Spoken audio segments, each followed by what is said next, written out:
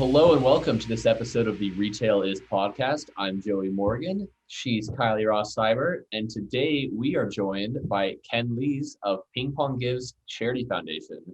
Ken, thanks for being on the show. Thanks for having me, Joey and Kylie. I'm honored.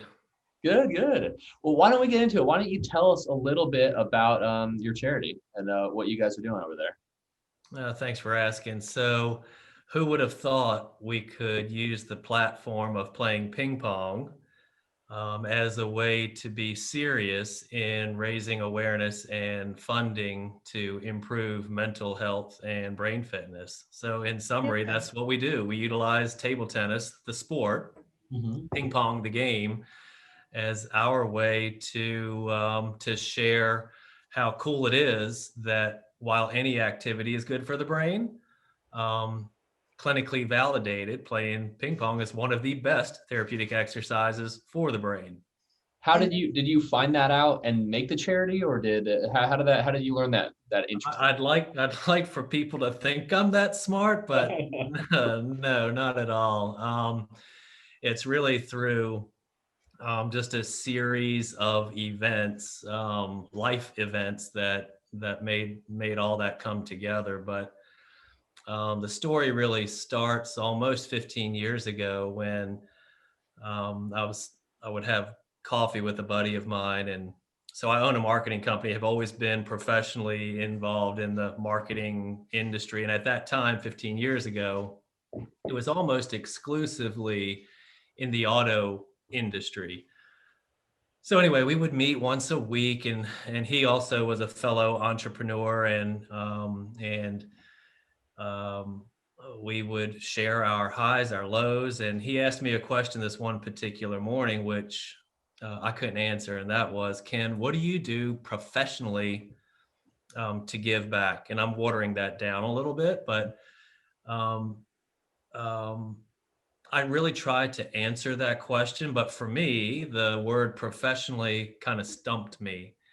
And so, as I mentioned, my world was really all about the auto industry and helping car dealers sell cars using the internet. And I'm thinking, okay, well, so what am I doing professionally to give back, to give philanthropically? And I walked away having bumbled my way through an answer that I just didn't feel good about. And so that's how it all started, and one thing led to another. And Were you already playing at that point? oh, there isn't a ball that I don't like to bounce or kick or throw, the typical kid growing up. But my dad did have me on a ping pong table when I was 5 years old. Wow. But he had me on a baseball field when I was 5 and a football field, so That's trying a little bit of everything. yeah. But the story relates there because my dad used to play in ping pong tournaments along the East Coast when I was a kid growing up, and I would tag along with him. So with that being said, it had dawned on me that most nonprofits, when they set out to raise awareness, set out to raise funding for their particular cause, they'll typically do it through a sporting event. If you think about any of the nonprofits that come to mind, think about what they do. And generally, you'll think of golf tournaments. Yeah. You guys probably do an annual golf tournament. I think No, that's a great idea. We've supported golf tournaments in the past, but I know how much goes into it. Right. Or it's a 5K, or it's a walk, or it's a run. That's generally what you'll see, or what I've found to be the case with most nonprofits. And so now we weave in the marketing side of my brain and let's do something good and utilize table tennis. And I'd always been taught professionally through all of my corporate marketing classes, if you've got a product or a service, you need to make sure that you've got statistically reliable data to go reach your audience, your customer. That's probably jargon in the retail alliance world, right? And so this idea of having a ping pong event came to fruition, but there wasn't anything statistically reliable out there that would say all right, well, we'll do this and they'll come. So we formed 2 questions, and I'll ask you both these questions. The first question was, Kylie, Joey, have you ever played ping pong in your life? I have. Yes. So while that survey represents 100%, the actual survey is 9 people out of 10, when asked that question, said, yes, I remember playing with my granddad. I play every Thursday in my neighborhood. Played a lot of beer pong. I mean, those were some of the responses. So 9 out of 10 had played ping pong. So the second question was, and I'll ask this of you, was when was the last ping pong tournament or event that came to your town or your city that you can speak of? Besides you guys, I haven't never heard of it before. Neither have I. Once again, 9 out of 10 said, well, I don't know, except for what you've done. Yeah. And Kylie, if you've never heard of the Ping Pong for Charity events, then my marketing abilities really suck as a professional. I am an import, so you know. So 9 out of 10 had played, 9 out of 10 have never been part of an event. The marketing guy says, let's just put it together and let's see what happens. So 12 years ago, we launched our first, it was called Ping Pong for Poverty. Sounds cool. I was part of and just got off the board of a great nonprofit organization. You may be familiar with them, called People in Need, Penn Ministries at the oceanfront. And they serve hundreds of homeless people every day, every weekend. Anyway, as a board member there, we were scratching our heads. What can we do? What kind of an event? What can we do to raise awareness and funding for Penn? And so that's where Ping Pong for Poverty came to be in that first year on 12 scratch and dent tables, ping pong tables in a church gymnasium. 65 people played. We raised about $10,000 gross. We had $5,000 in expenses. So Penn received a check for about $5,000 that very first year. That's not Awesome. shabby. Fast forward to today, our Ping Pong for Charity event has learned and are now much more serious, and studies have been unveiled through multiple sources, the first being in Japan, of how much health benefits there are in playing a little bit of table tennis. And so today we've kind of rebranded Ping Pong for Poverty into a more general Ping Pong for Charity, and now utilize our events to help a disparate number of nonprofit organizations that are mental health or brain fitness focused. For example, Alzheimer's locally, Parkinson's locally, Vanguard Landing locally. Those are just a few. And every couple years, our board will select another qualifying nonprofit that through our events that we can wrap our arms around and support. Mhm. That's Wow. awesome. I like the Yeah. the freedom of scope of who you're able to support with this charity. Yeah. Well, Have you been thanks. able And to- our mission is to continue to integrate table tennis programs into the community. So while it's really cool to write checks to and support our nonprofit organizations, and there's a lot of value in writing checks, and there's not a nonprofit that doesn't like to receive a check, including ours. The real value is integrating table tennis into the community. For example, we are now in, I want to say the number is, it's in the mid 20s, but 25 or 26 retirement communities, having provided tables, paddles, balls, and the foundation for those retirement communities to establish their own ping pong clubs. Nice. Westminster Canterbury is sort of our poster child as an example. They now have 3 tables, 2, we'll call them water pong tables, and 40 residents that make up the WC Pongers Ping Pong Club. That And was they're playing with Atlantic Shores and Beth Shalom. And so there's a community of seniors that we're touching. And then on the flip side, are our youth. We're in 15 or 16 schools with the table tennis sports and education program. So it's an after school activity. Again, COVID's kind of dampened both of our abilities to get into retirement communities and schools for that matter. But nonetheless, it's another platform to establish ping pong clubs.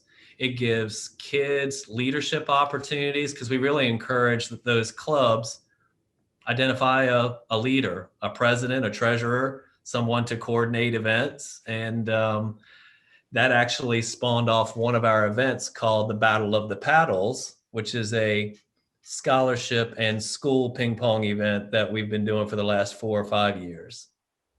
right. Anyway, I'm doing a lot of talking. No, That's sometimes interesting. it just works that way. If the person has something interesting to say, we let them talk. Yeah. Well, I don't know that it's interesting, but I'm talking. I'm interested in it, Ken. Okay, when did you guys good. start? 2008, right? That sounds right. Wow. And is it just you, or do you have some Yeah. help? Got a ton of help. I could not do this by myself. It's my passion, but thankfully, I am flanked by just some great volunteers, a wonderful board. No one within the framework of the 501c3 is paid. Everyone is just pouring their heart into the uniqueness and the coolness and the fun of our mission and our story. And um, the credibility from the health benefit standpoint is Dr. Scott Sauter. He's a neuropsychologist. So we're on the road talking and presenting why play ping pong, cross-train your brain. But outside of that, with our events, we've just got, I would say, hundreds of volunteers and corporate supporters, individual donors that help us stay in the black. Yeah. Wow. Sounds like a lot of work for It is a lot of work. you. Won't deny that, but it's fun work. It's fun work. That's good. You know, there's to that point. Just yesterday,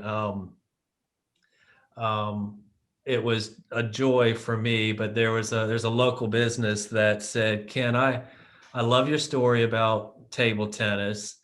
I've got a couple dozen employees in my office, and I agree. I think if I had a ping pong table in my conference room, it could help just with morale. It could help with just spirit.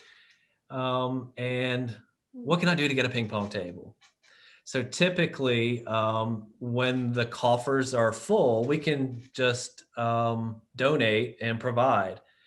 And in some cases, we're just not able to do that. In this case, this conversation started with the need to help us cover the expenses for that table to be not only assembled, but delivered up 3 stairs of a building.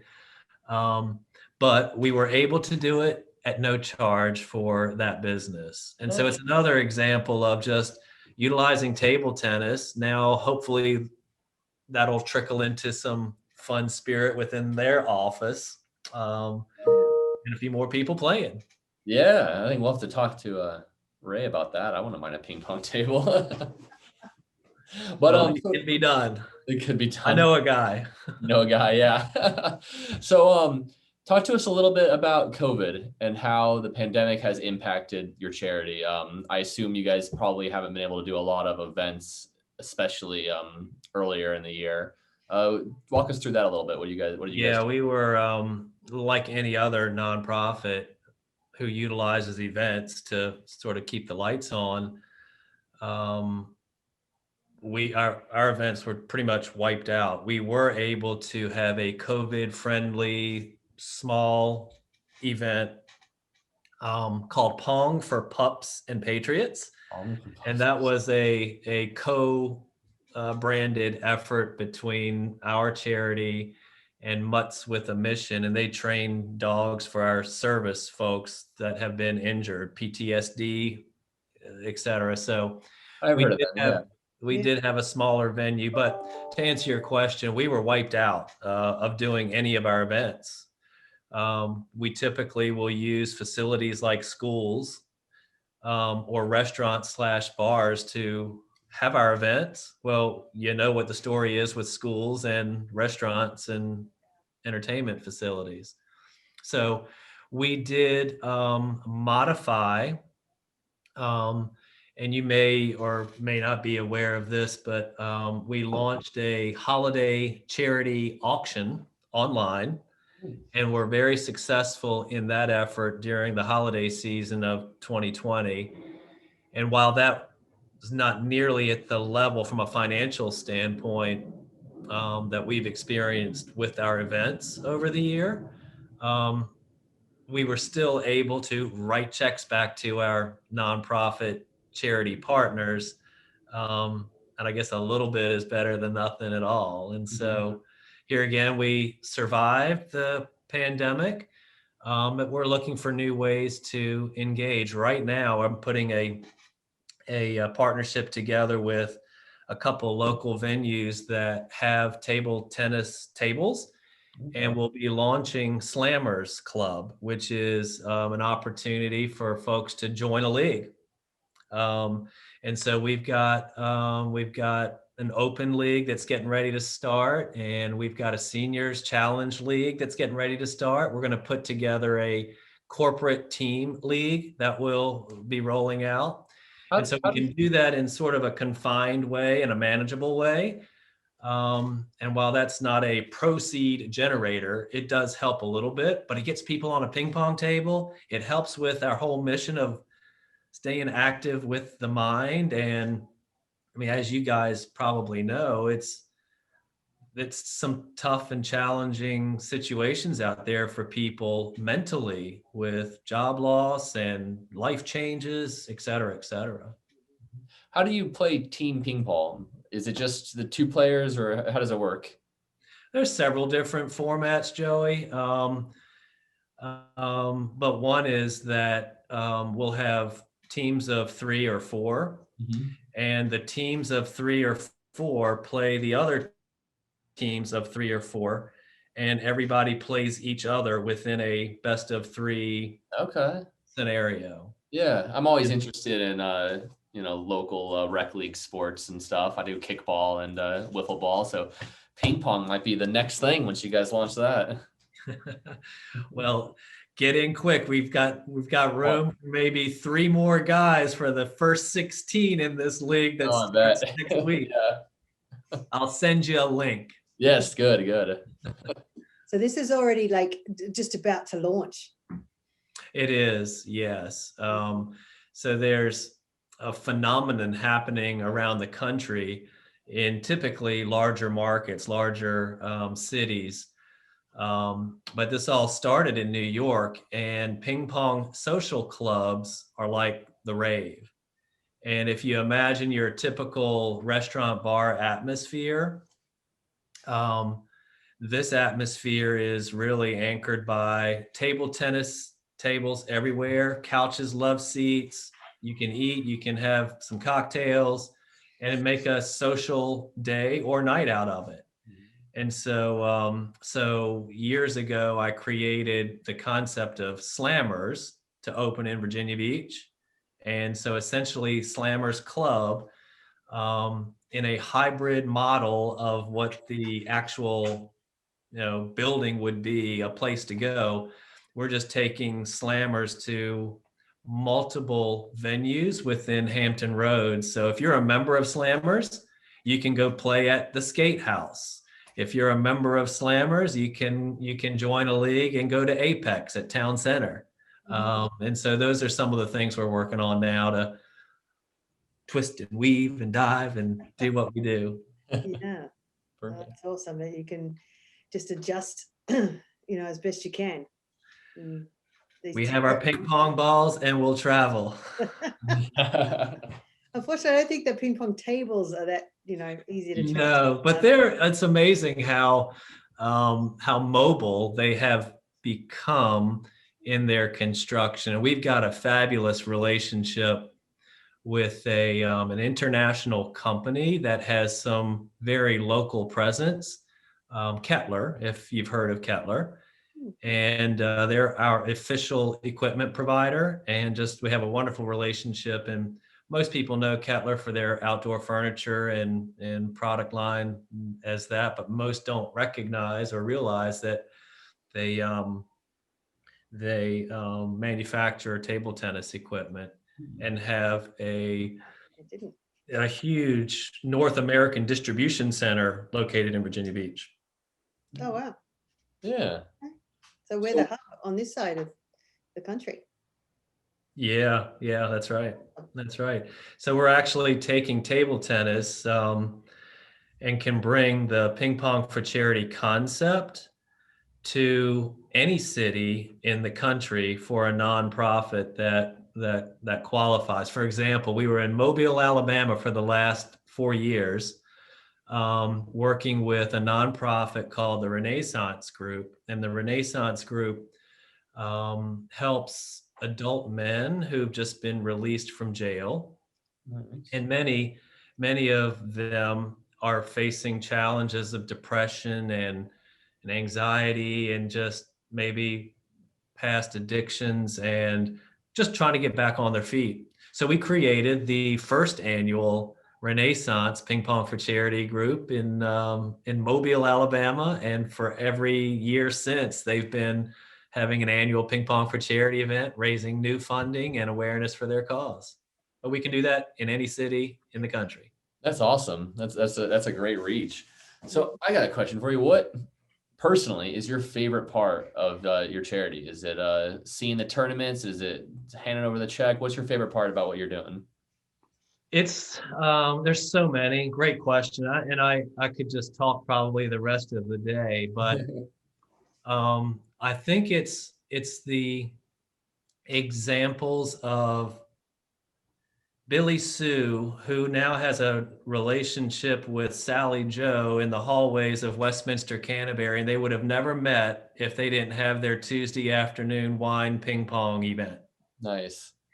Or it's the kid who can't play high school, high profile sports like football or baseball or basketball, and may have some challenges with ADHD or some learning disabilities, but now they're a part of this after school activity and they're hitting a ping pong ball, and now they've got something to do rather than getting on one of these. Not that they're not on one of those, but at least for that hour or two, they're not, right?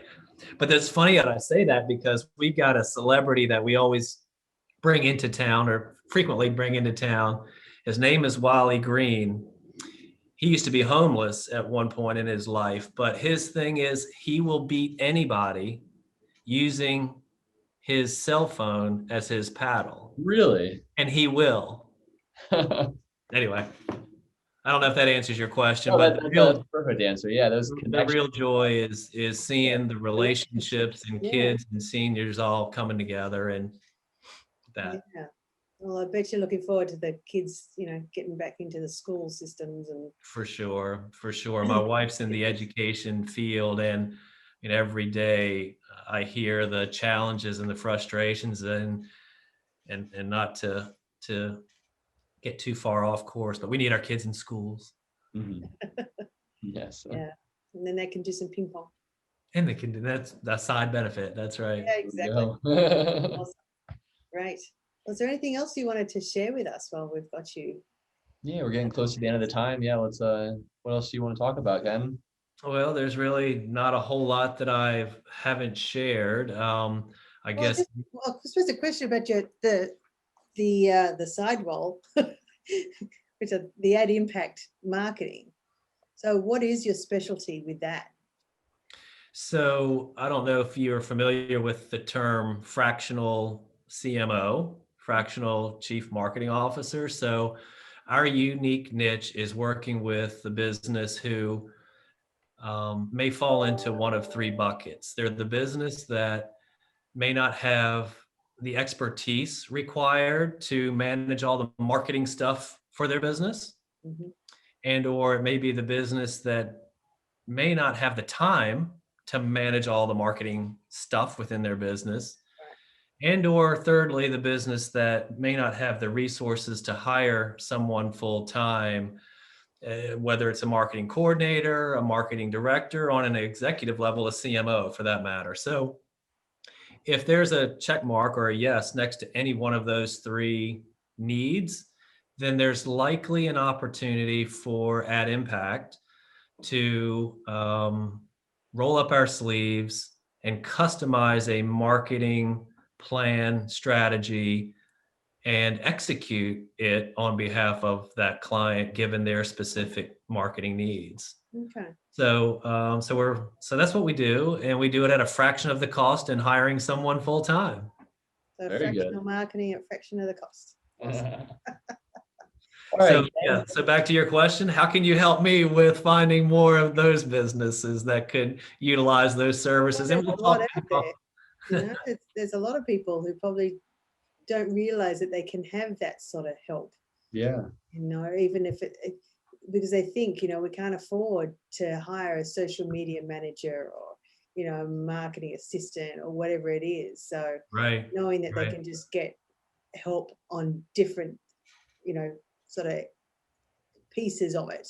Yeah, we're as simple as helping a business with develop a logo to running the entire marketing meetings and the marketing team and the strategy as deep as it can go. And so our model is to equip a business with the resources of people, typically a marketing expert and a graphic design slash social media expert that can typically, and within those resources, provide any need that's necessary for that business. That's great. Awesome. Well, there's a plug for you. Well, we're out of time now, Ken. Thank you for being on the podcast, and thanks for sharing your charity and all the great things you guys are doing. Yeah. And Thank you, Joey. Thank you, Kylie. yeah, Really thank you appreciate it. very much. I really appreciate it. Thanks.